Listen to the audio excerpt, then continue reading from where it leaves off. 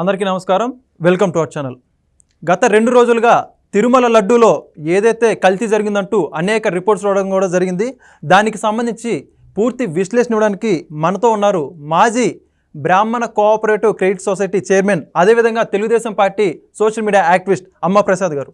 Sir నమస్కారం అండి. నమస్కారం బాబు. సార్, మనం చూస్తున్నాం గడిచిన 2 రోజులుగా ఏదైతే ముఖ్యమంత్రి చంద్రబాబు నాయుడు గారు తిరుమల లడ్డూలో కల్తీ జరిగింది, జంతువుల కొవ్వును వాడారంటూ ఆరోపణలు చేయడం జరిగింది. దానికి సంబంధించి ఇప్పుడు కూడా రిపోర్ట్లు రావడం జరిగింది మనకి.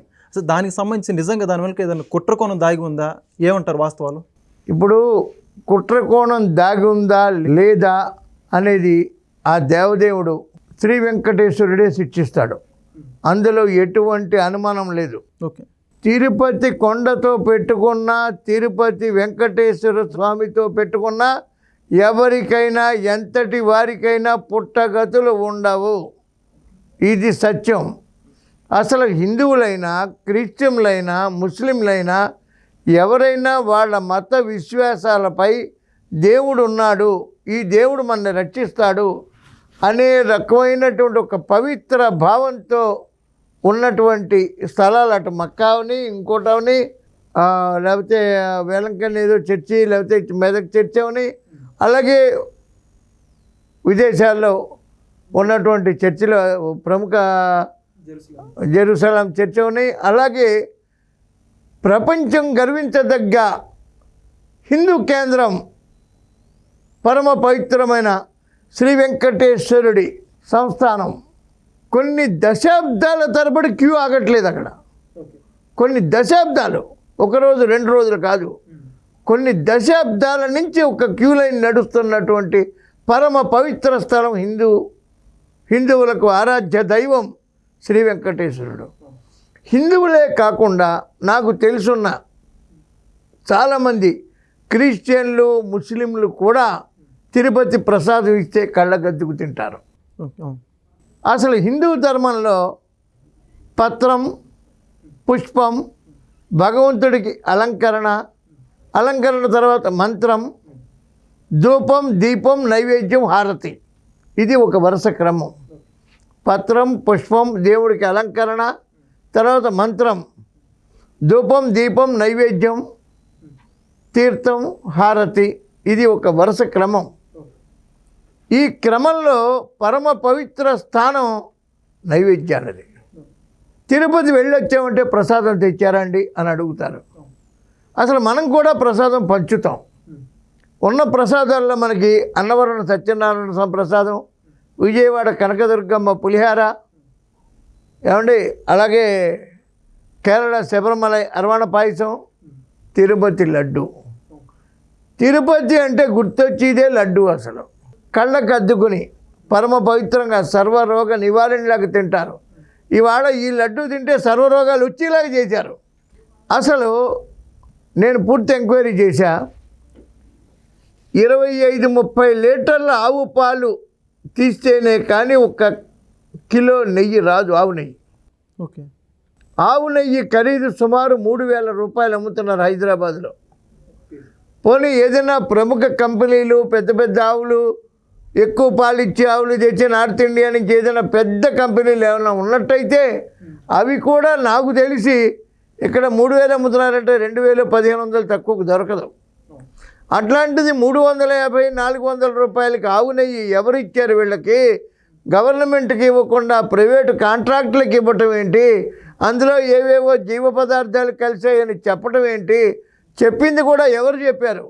National dairy development board, NDDB, చాలా ప్రముఖ సంస్థ చెప్పింది. ఎవరో దానయ్య చెప్పలే. అసలు తిరుపతి బోర్డులోనే నేను చంద్రబాబు నాయుడు గారికి కూడా శిరస్సు వంచి నమస్కరిస్తూ ప్రార్థిస్తున్నాను. తిరుపతి చైర్మన్ కానీ, తిరుపతి బోర్డు మెంబర్లు కానీ పరమ పవిత్రమైన డెడికేటెడ్గా ఉన్న వ్యక్తుల్ని, భగవంతుడు పాదాలు పట్టుకుని సేవ చేసుకునే వ్యక్తుల్ని మాత్రమే నియమించండి.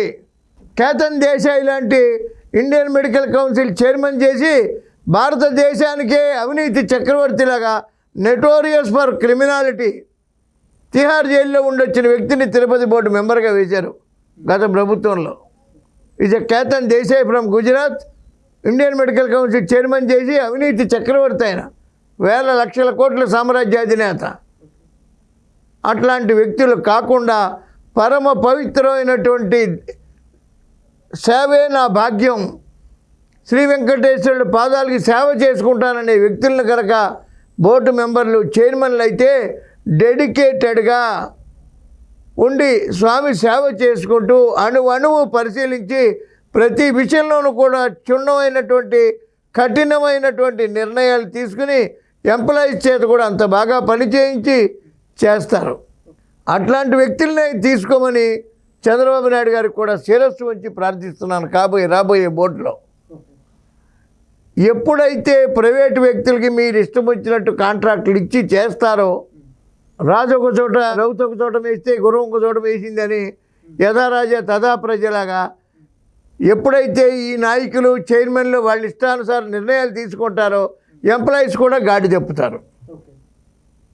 ఏదో రౌతు కొద్దీ గుర్రం అన్నట్టు ఖచ్చితంగా కఠినమైన నిర్ణయాలు తీసుకోవాలి. హిందువుల మనోభావాలు దెబ్బతిన్నాయి. పరమ పవిత్రమైన తిరుపతి లడ్డూకి ఇవాళ చర్చించుకొని రావటమే మన దౌర్భాగ్యం. తిరుపతిలో శుభ్రత లేదని ఒకడంటాడు, అన్నప్రసాద వితరణలో లోపాలు ఉన్నాయని ఒకడంటాడు, దర్శనాలు క్యూ లైన్లో 20 గంటలు పట్టింది, 30 గంటలు పట్టింది, పాలు ఇవ్వలేదు, మేము 25 గంటలు 35 గంటలు ఎలా ఉండాలని ఒకళ్ళు అంటారు. దీని అంతటికీ కూడా ఒక స్ట్రీమ్ లైన్ చేయాలి. తిరుపతిని ఖచ్చితంగా స్ట్రీమ్ లైన్ చేసి తీరాలి. ఈవెన్ సర్వదర్శనాలు కూడా 7-8 గంటలు 6 గంటల లోపల సర్వదర్శనాలు అవ్వాలి. ఇవాళ ఉన్నటువంటి నేటి కాలమాన పరిస్థితుల్లో అందరికీ బీపీలు షుగర్లు ఉన్నటువంటి వయసు మళ్ళిన వారు కూడా ఉంటారు. 25 గంటలు 25 గంటల క్యూ లైన్లో నిలబడలేరు. వాళ్ళకి ఏ టైంకి దర్శనం అవుతుందో చూసి ఆ టైంకే క్యూలో నిలబెట్టి కానీ 4-5 గంటల్లో దర్శనం అయ్యేలాగా సర్వదర్శనం కూడా టీటీడీ బోర్డు ప్లాన్ చేయాలని టీటీడీ బోర్డుకు కూడా నేను శిరస్సు వంచి నమస్కరిస్తూ ప్రార్థిస్తున్నాను. ఖచ్చితంగా 4-5 గంటల్లో దర్శనాలు అవ్వాలి. విఐపీలను కూడా తగ్గించండి. సామాన్య భక్తులకు ఎక్కువ అవకాశం ఇవ్వండి. తిరుమల పవిత్రతను కాపాడండి.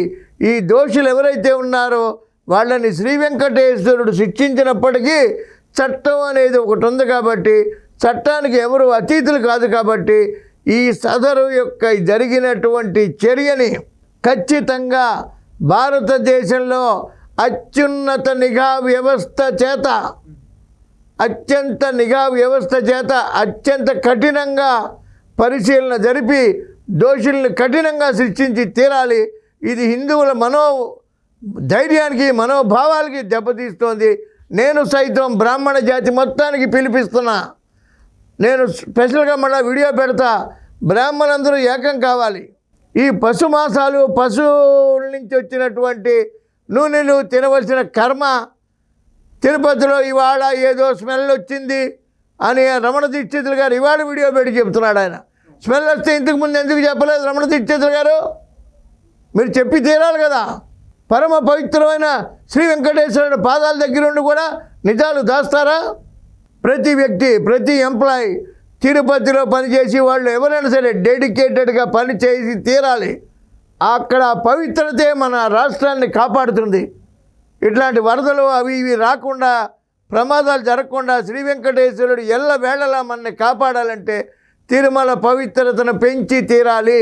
డెడికేటెడ్గా ఎంప్లాయీసే కాదు బోర్డు మెంబర్లే కాదు పని చేసి తీరాలి. దోషులు కఠినంగా శిక్షింపబడాలని మరొక్కసారి అందరికీ శిరస్సు వంచి ప్రార్థిస్తూ ఓం శ్రీ నమో వెంకటేశాయ. ఓకే, ధన్యవాదాలు సార్.